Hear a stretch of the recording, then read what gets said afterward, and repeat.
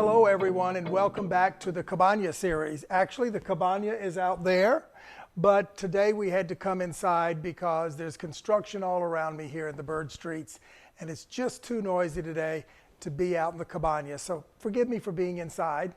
I promise to be out there with you next time, okay? This is the 30th episode of the Cabana series, which is a series that I, as Ernie Carswell, have been filming for all of you for the last year and a half. We talk about issues and top topics in the real estate world. I lead a team of 26 professional agents in Beverly Hills at Douglas Elliman. We love what we do and we love interacting with you. So that's who we are and what we're doing the 30th time today. I'm seeing that there are conflicting news headlines depending on where you're looking. And that concerns me, but more importantly, it's concerning a lot of you if you're consumers, buyers or sellers. What to believe.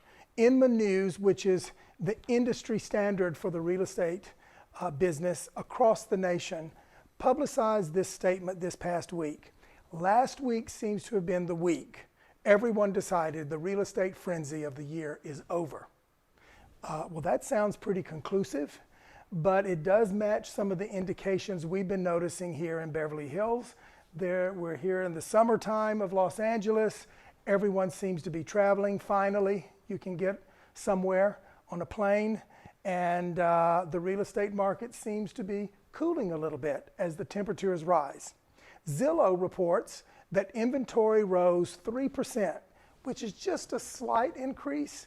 However, it does indicate a slowdown and a balancing of the market.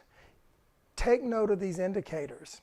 Zillow also predicts, though, that house prices will rise across the nation perhaps as much as 13%. Now, 13% in rise is slower than last year's behavior and production. So again, a little bit of a balancing there. But someone that is thinking of bringing their house on the market could see that the prediction by Zillow is 13% up, and they'll think, great time, let's up our price and do better than we thought we would do. I would be very cautionary proceeding without getting a lot of analysis and support from your chosen real estate professional. It's what we do.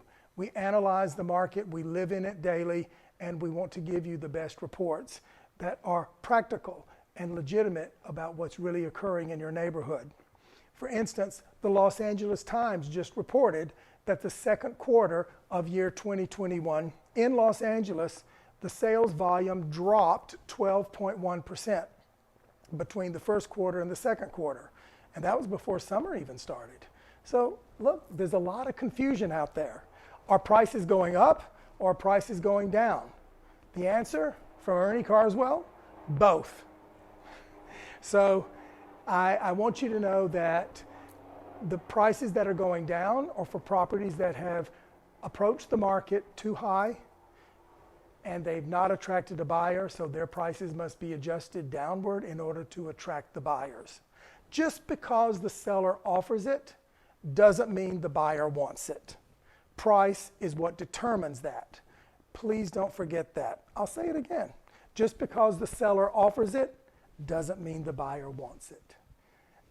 Sellers are beginning to feel a little anxious, those that have been on the market for a few months, because the headlines that have been promoting prices rising and the crazy frenzy that we're all experiencing and saw take place here locally is not happening at their property.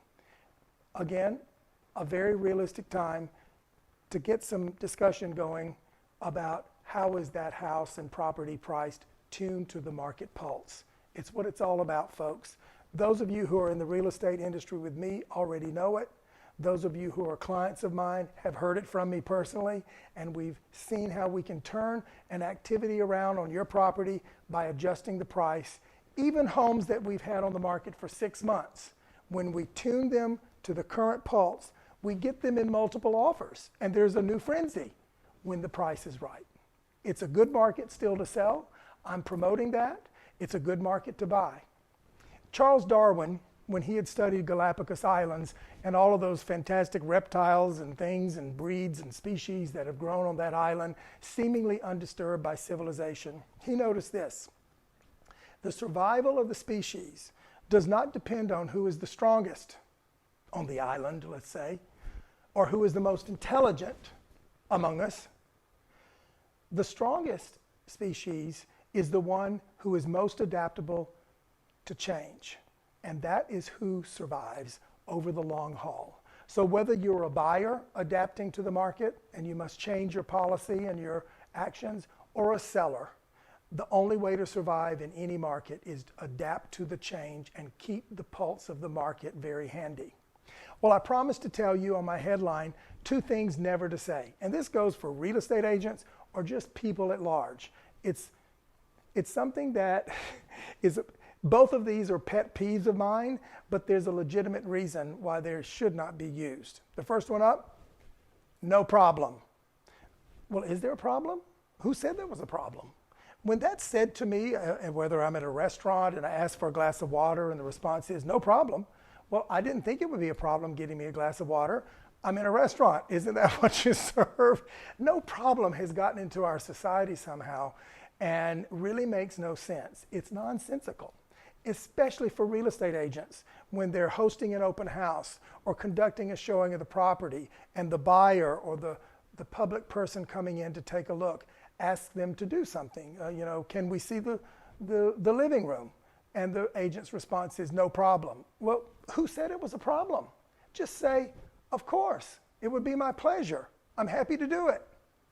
Or if it's coming at the end of someone thanking you for what you've done, such as bringing the glass of water to the table or showing the closet in the bedroom, and they say, well, thank you. The response is not no problem. No one said there was a problem, but to say, you're welcome. That's the good old standby. So let's start replacing no problem with you're welcome or happy to do it. It's my pleasure.